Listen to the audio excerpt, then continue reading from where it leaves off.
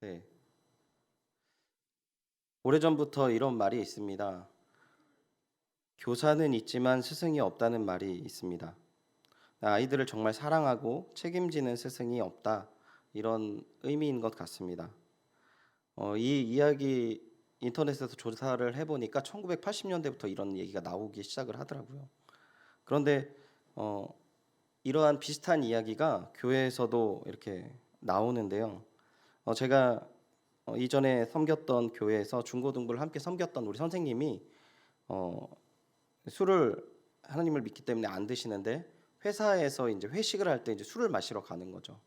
그래서 이제 그 회식 자리에서 이분은 술을 안 마시고 이렇게 그 자리에서 지키는 그런 사람이었는데 이제 그 이야기를 종종 저한테 얘기를 해주시는 적이 있었어요. 그래서 이제 어떤 이야기를 해주시냐면 이제 막 사람들이 와서 이제 시비를 거는 거죠.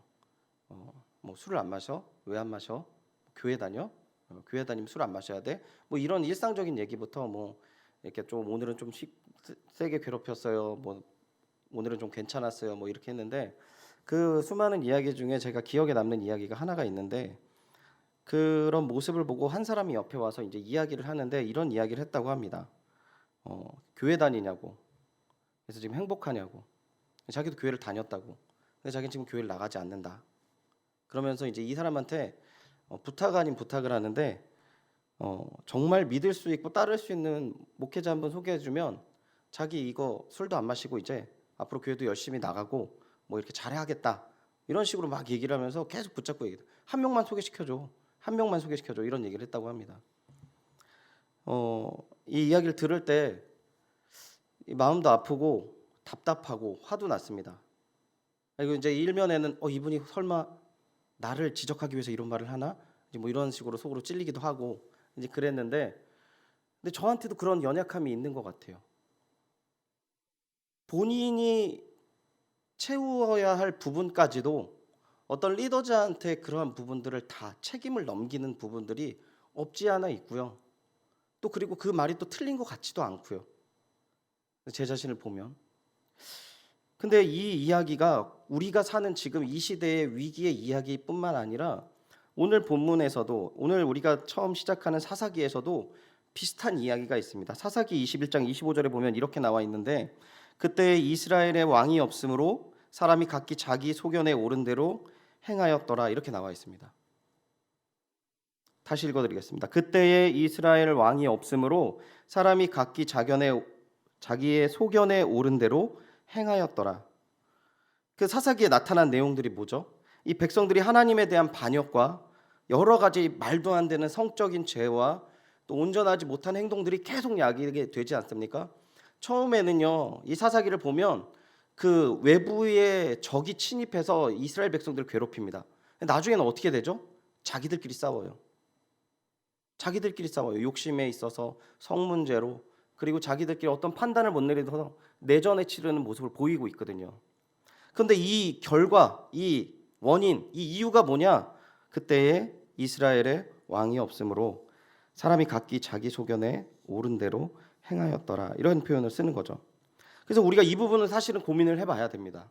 왜냐하면 이 사사 시대를 여러 가지 견해가 있지만 주로 많이 이제 이 시대가 어느 정도 있으냐 한 380년 넉넉하게 보는 시대 추정은 한 380년 정도예요.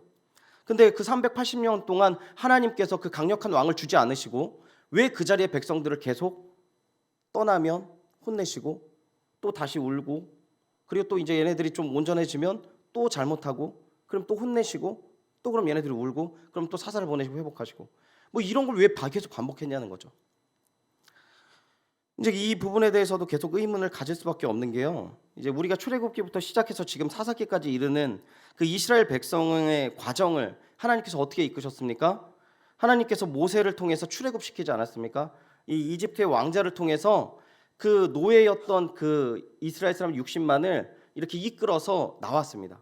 그리고 하나님의 산 호렙에 가서 뭘 하셨습니까? 하나님의 백성으로 이제 거기서 언약을 맺고 이제 광야로 나아갔잖아요.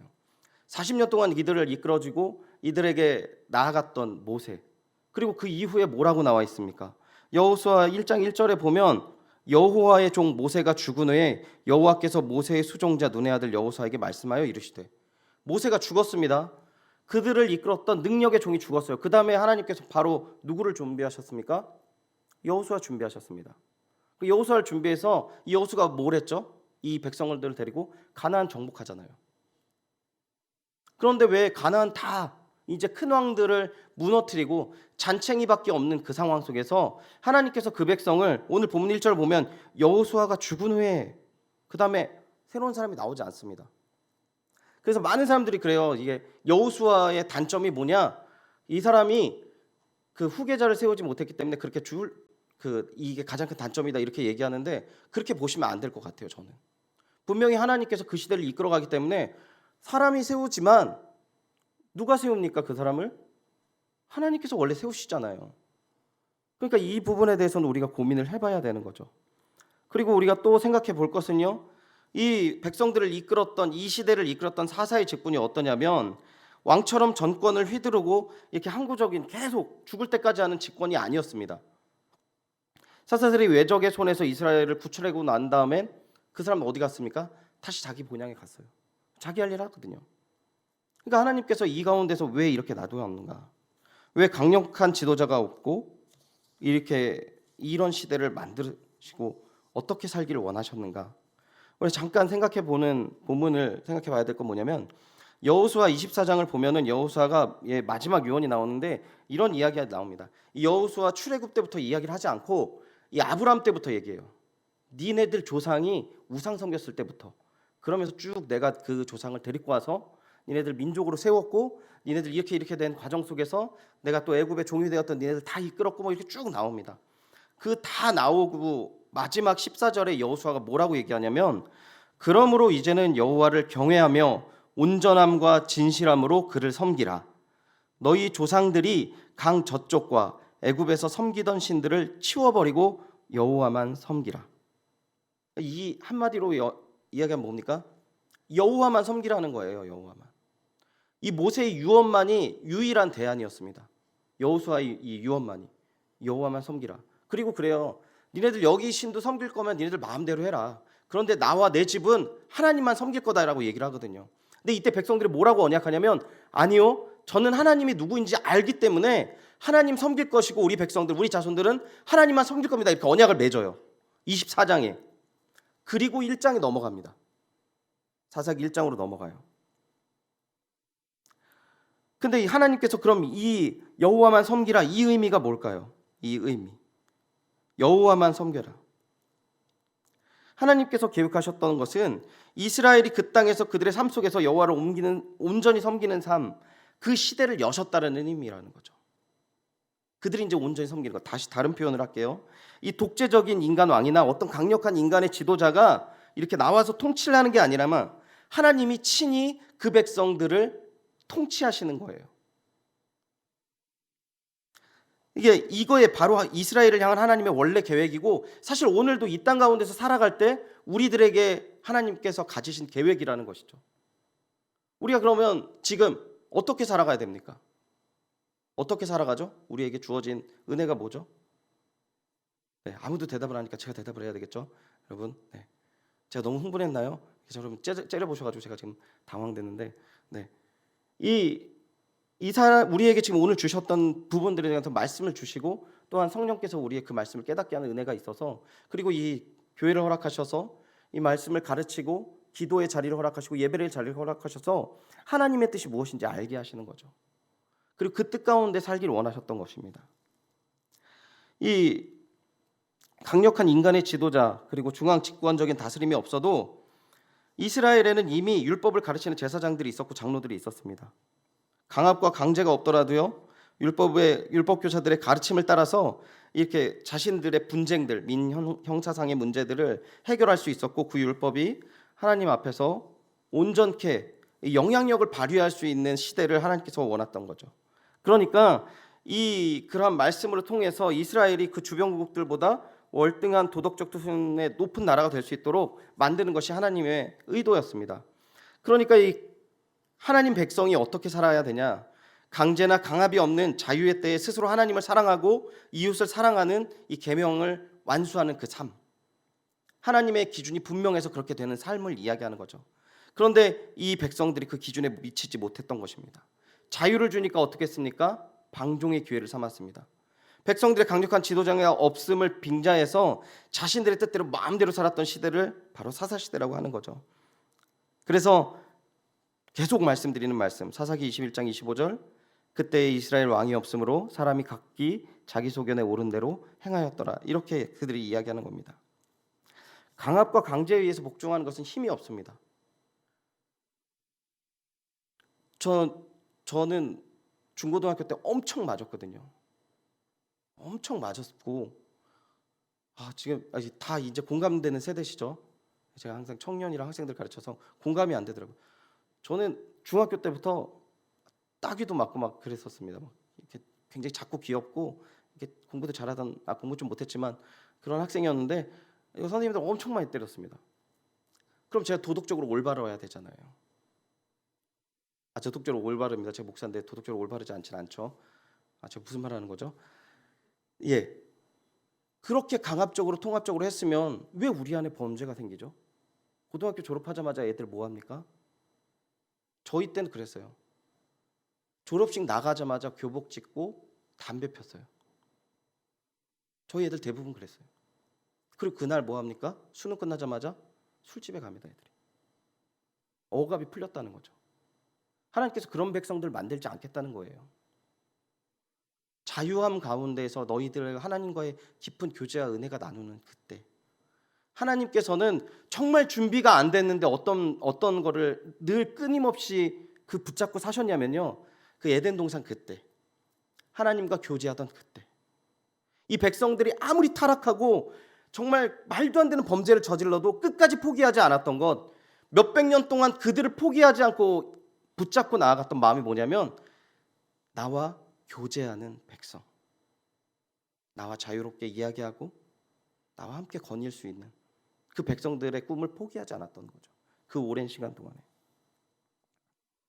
그런데 그 백성들이 그렇게 살지 못했습니다. 그래서 오늘 본문을 통해서 그럼 우리가 무엇을 해야 되는가 한번 살펴보기를 원하는데요. 오늘 본문을 보면은요, 유다가 승리했습니까? 패했습니까? 읽어보고 시간이 꽤 오래 지났지만 승리했습니다. 근데 뭐가 문제일까요?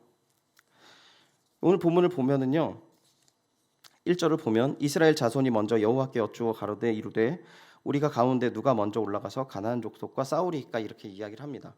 누가 먼저 싸우러 올라갑니까? 사실은요, 그냥 이건 조금 이따 보겠습니다.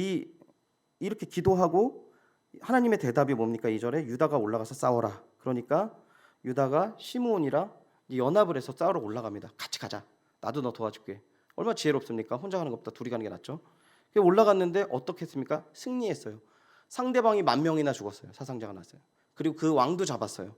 그 왕의 엄지손가락, 엄지발가락들을 잘라서 끌고 다니면서 그 왕이 자기의 잘못을 고백했을 정도로 이제 그런 부분, 하나님의 영광도 돌렸잖아요. 예루살렘 가서 이 사람 끌고 가니까 죽었습니다. 그게 오늘 본문까지 읽어봤던 내용이거든요. 그런 문제 없잖아요. 저는 오늘 본문 가운데서 우리가 꼭 기억해야 될 건 뭐냐면, 눈에 보이는 어떠한 외적인 승리를 가지고 우리가 하나님 뜻 완전히 이루었다고 생각하지 않았으면 좋겠습니다. 2011년에 나온 기사인데 이 기사가 있어요. 미국 캘리포니아 주에 이제 초대형 복음주의 교회가 하나 있는데 수정교회라는 교회가 있습니다. 근데 이때 무슨 일이 있었냐면 5월 달에 이 교회가 파산했어요. 근데 이 교회가 어떤 교회냐면 미국 메가처치라는 것은 거의 10,000명대 교회를 이야기합니다. 10,000명 정도 나오는 원조격인 이 수정교회입니다. 이 수정교회가 이 화려한 건물, 그리고 이 안에 뭐가 있냐면 자동차를 그냥 타고 들어가서 예배 드릴 수 있는 예배 공간이 있었어요. 자동차 극장 예배라고 그 예배 공간이 있었습니다. 그리고 TV 설교 방송이라는 능력 시간이라는 걸 이 교회 자체가 했어요. 이 방송이 얼마나 유명했냐면 한국에서도 보시는 분이 있었습니다. 그리고 이 수정교회라는 이름처럼 이 외벽이요 1664장으로 걸쳐져서 만들었어요. 제가 사진을 보여드리려다가 안 보여드렸어요. 직접 본 사람이 저한테 보여주지 마, 비교도 안 돼, 이렇게 얘기하시더라고요. 그리고 이제 내부는 세계 최대의 파이프 오르간으로 설치되었습니다. 이 파이프 오르간이 가장 큽니다, 세계상에. 그 교회가 팔렸어요. 왜 팔렸습니까? 출석교인이 1만 명이 넘었는데 이 교회 안에서 이제 담임 목사님이 이 담임 목사직을 아들에게 넘겨주고, 또 부자간, 남매간 불화가 이제 막 하면서 교회 갈등이 계속 시작하다가 이 교인들이 뭐 급속도로 빠져나가고, 교회가 유지를 할 수 없어서 이 임대 매각을 한 겁니다. 15년 동안은 예배 드릴 수 있지만 돈을 일정 금액 내서 관리를 할 수 있도록. 근데 제가 지금 이 결론적인 얘기만 드렸는데 이 교회를 지었을 때 마음은 어땠을까요? 이 교회를 지었을 때 마음. 세계 최대의 교회를 지었고 자동차를 타고 가서 바로 예배를 드릴 수 있는 공간. 상상도 안 가지 않습니까? 저 상상도 안 가더라고요. 가서 직접 보라고 그러더라고요. 보신 목사님들이. 근데 이 교회를 지었고 주변에서 얼마나 이거에 대해서 또 기뻐했을까요, 성도들이? 뭐가 문제일까요? 뭐가? 지금 이 교회 문제를 지금 따지자는 뜻이 아니고 우리가 눈에 보이는 승리함이 너무나도 많았습니다. 대한민국 얼마나 컸습니까? 세계에서 제일 큰 교회 6개가 저희 나라가 있어요. 저희 교단 신학교 세계에서 제일 큽니다. 근데 왜 뭐가 문제일까요, 우리가 이런 하나님이 부어주신 은혜 100년이 조금 넘었는데 우리가 능력 있게 미국 다음으로 많은 선교사 퍼센트지로는 우리나라 제일 높습니다.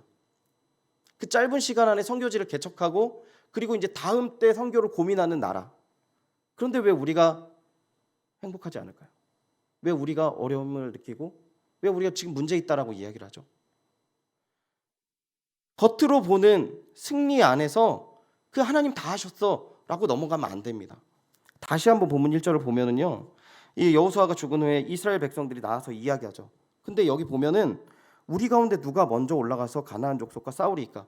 모든 족속들이 나눠서 함께 가야 되는 문제지 기도할 문제도 아니었어요. 이거는 끝까지 원래 이 사람들 가야 되는데 넘어쳐가 이런 상황인 거죠. 그것뿐만 아닙니다. 2절에 하나님께서 그러한 기도에도 응답을 하십니다. 뭐라고 합니까? 유다 너 올라가라. 내가 너한테 승리를 줄게. 2절에 대답하세요. 근데 3절에 뭐라고 합니다? 뭐라고 합니까? 유다가 그의 형제 시므온에게 이르되 내가 제비 뽑아 얻은 땅에 나와 함께 올라가서 가나안 족속과 싸우자. 그리하면 나도 내가 제비 뽑은 땅에 올라가 가리니 하니 이에 시므온이 그와 함께 올라가니라. 시므온이랑 올라가라고 얘기를 안 했어요. 지금요. 이 단편적으로 1절부터 3절까지의 내용에서 지금 우리의 연약함이 그대로 드러나는 건 뭐냐면 우리가 하나님 앞에 많이 기도합니다. 주님 합격을 줄 겁니까? 안 줄 겁니까? 주님 나한테 직장을 줄 겁니까? 안 줄 겁니까? 저 결혼을 해결해 주실 겁니까? 안 해결해 주실 것입니까? 돈 문제 해결해 줄 겁니까? 안 해결해 줄 겁니까? 그리고 모든 내용에서 어떻게 합니까? 내 뜻대로 한다라는 거예요. 하나님에게 기도는 합니다. 그 하나님 응답해 주세요. 기다려라 할 수 있다. 그러면 그 다음에 하는 모든 것들은 다 내 뜻대로 하는 거죠. 그리고 심각하게 성경학자가 보는 부분이 뭐냐면 여기서 이제 승리를 합니다. 10,000명을 죽이죠. 베색에서. 그리고 아도니 베색을 만납니다. 그리고 그 사람이 엄지가락과 엄지손가락, 엄지발가락을 자르는데 7절에 보니까 이 사람이 자기가 잘못했던 것도 이야기하지만 잘 보십시오. 아도니 베색이 이르되 옛적 70명의 왕들이 그들의 엄지손가락과 엄지발가락을 잘리고 이렇게 얘기했어요. 그러니까 이 엄지손가락을 잘리는 그 형벌은 이스라엘 백성에게 있습니까? 없습니까? 없어요. 신명기 보세요. 출애굽기에서 레위기 보세요. 없어요. 가나안화의 시작은 여기서 됐다. 성경학자들이 그렇게 얘기해요. 가나안 애들이 그렇게 해서 그런 모습을 보여줘서 자기의 강함을 보여주니까 지금 그렇게 한 겁니다. 그리고 예루살렘까지 왜 끌고 갔죠? 왜요? 예루살렘 점령하려고 얘네들이 보여준 거예요. 내가 이렇게 강한 애들 잡아서 이렇게 바보처럼 만들었어. 그리고 예루살렘에서 죽인 겁니다. 하나님 백성들이 이런 전투를 한 적이 없었어요. 여호수아. 승리 뒤에 숨겨져 있는 연약함들이 너무 많다는 거죠. 근데요, 우리가 이 부분에 대해서 한 가지 돌아볼 것은 우리 모습도 이래요. 하나님 앞에 은혜 받고 능력 받고 세상 나갔는데 막상 부딪히는 문제들이 너무나도 많은 거예요. 막상 부딪히는 문제들. 제가 처음에 직장 생활을 할 때요. 그때 청년부 회장이었고 뭐 이렇게 당연히 술 담배 안 했고요. 딱 그 자리에 갔는데 이제 첫날 잡지사에 제가 갔었거든요.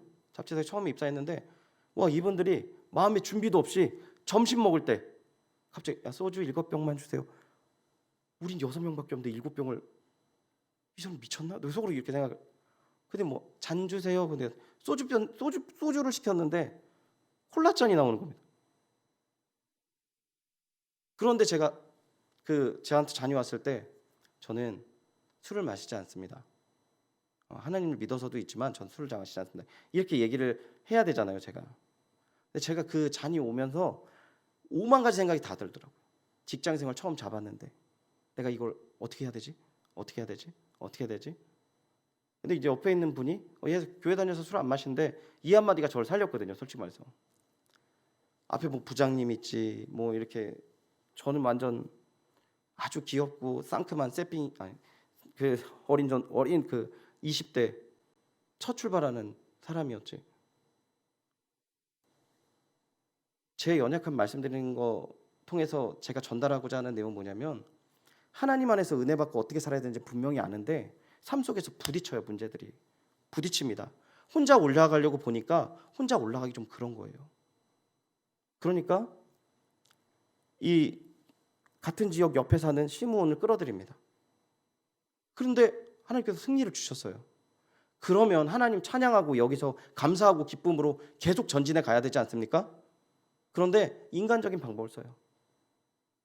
적장에 그 엄지손가락, 엄지발가락을 잘라서 자신들의 강함을 드러냅니다. 그리고 여기서 끝나는 건 아니고요. 읽어보지 않았지만 19절에 사사기 1장 19절에 뭐라고 나와 있냐면 여호와께서 유다와 함께 계셨으므로 그가 산지 주민을 쫓아내었으나 골짜기 주민은 철병거가 있으므로 그들이 쫓아내지 못하였습니다. 무슨 말입니까? 이게 앞뒤가 안 맞는 말이에요. 여호와 함께 계셨어. 지금 산지 주민을 쫓아내셨는데 이 골짜기 주민은 철번거는 하나님께서 못하는 겁니까? 그러면 말이 안 되는 거잖아요. 지금 이 사람들 엎드리지 않았을까요? 이 상황에서. 근데 우리도 그렇다는 거예요. 우리도 하나님의 백성으로 어떻게 살아가는지 분명히 아는데 여전히 세상에 나가면 권위의 문제와 이 성적인 문제와 문화적인 문제가 우리를 계속 부딪히고 있을 때 우리 나름대로 생각하고 문화적으로 그런 부분에서 이 결탁을 맺어서 그냥 가는 거죠. 유다의 승리가 온전했다면 사사기가 이렇게 끝나면 안 돼요. 근데 승리했음에도 불구하고 이 나라 그냥 금방금방 무너지거든요. 우리 굉장히 연약합니다. 너무나도 연약해요, 사실은. 근데 그 사실을 인정하고 더 앞에 하나님 앞에 나가야 된다는 거죠. 사사기 본문 가운데에서 하나님의 손길에 대해서 계속 울부짖은 내용은 나왔는데 이 2장에도 넘어가면 복임이라는 데서 엄청 많이 울어요. 왜냐하면 그 복임이라는 뜻이 울었다라는 뜻이거든요. 얼마나 많이 울었으면 그랬을까요? 근데 삶 속에서는 왜 안 울까요? 삶 속에서는 왜 치열하게 하나님 앞에 서지 않을까요? 연약함을 고백해야 되는데 승리하면 그 승리의 내용만 전하려고 하고 우리 삶 속에는 어떤지 좀 돌아보기 바랍니다. 하나님께서 인도하시는 것이라니까 100점, 내가 100% 이러한 부분들을 채워놨으니까 하나님 내가 100점입니다. 이렇게 끝내는 것이 하나님의 사람들이 아니잖아요. 넘어졌는데 하나님 세워주시고 넘어졌고 연약할 때마다 하나님 앞에 엎드릴 때 하나님의 은혜를 경험하고 나아가는 게 삶인데 저도 그 삶이 너무나도 안 돼요. 단적인 예를 마지막으로 하나만 드리고 설교를 정리할게요. 아는 목사님이 좋은 책이라고 이제 한 책을 추천해 주셨는데 이 책이 마틴 로이드 존슨에게 배우는 설교이라는 책입니다. 그래서 이 책을 샀어요. 제가 이 책을 산 목적이 뭘까요? 책꽂이에 꽂아놓고 자랑하려고 산 건 아니잖아요. 이 책을 산 이유는 정말 못하는 설교 조금이라도 좀 도움 받아보려고 이렇게 산 거 아니겠습니까? 근데 읽었는데 별로 제가 공부하는데 도움이 안 돼요. 근데 이 저자가 요구하는 게 뭘까? 이제 고민을 하다가 이제 제가 은혜를 받은 부분이 있는데 이 부분이에요. 이 마틴 로이드 존스 이 목사님이 영국 교회 목사님인데 이 목사님이 한 지역에서 처치 사역지에서 사역을 너무 잘하셨어요. 너무 잘하십니다. 이 샌드필즈라는 교회에서 사역을 하시는데 너무 잘하셨어요. 그래서 신문 기사가 날 정도로 이분이 목회를 잘하셨어요. 그런데 한 어느 정도 기간이 지나니까 이제 이분이 떠난다는 소문이 들리는 거죠. 그래서 신문 기자가 성도들한테 물어봤어요. 목사님 왜 떠나려고 하죠? 이렇게 물어본 거죠. 성도들이 이렇게 대답했습니다. 모르겠어요. 제가 아는 건 목사님은 평생 아무리 사소한 일일지라도 오랜 시간 기도하지 않고 함부로 결정하지 않는 분이라는 것뿐입니다. 저 설교 잘하려고 이 책을 봤는데 제가 목사로서 너무 부끄러운 거예요. 전하는 이 말씀 앞에 내가 정말 엎드리고 있고 정말 내 삶 속에서 어떤 작은 부분까지 이렇게 엎드리고 있었는가? 그러니까 단편적인 지식을 얻으려고 책을 봤는데 이 책에서 이야기하는 건 그거더라고요. 삶이다라는 거죠. 예수님을 왜 믿어요? 단편적인 도움을 받기 위해서 믿는 거 아닙니까 지금? 근데 예수님 뭐라고 그러십니까? 난 너와 동행하고 싶다라고 얘기한다는 거죠. 근데 날마다 우리가 이렇게 고백했으면 좋겠어요. 말씀을 좀 마무리하면서 이런 고백을 우리 찬양으로 같이 고백하고 설교를 좀 마쳤으면 좋겠는데요. 우리 굉장히 연약하다는 거죠. 하나님 어떤 부적이 아니라 연약함을 채우는 그 하나님이심을 신뢰하면서 한 발 한 번 걸어 나가야 된다는 것입니다. 제가 뒤늦게 딸이 이렇게 낳았는데 이 딸아이가 보면서 하나님께서 이런 마음이구나라는 게 너무 많이 느끼는 게 이 아이가 가다가 넘어져요. 조금 걷거든요.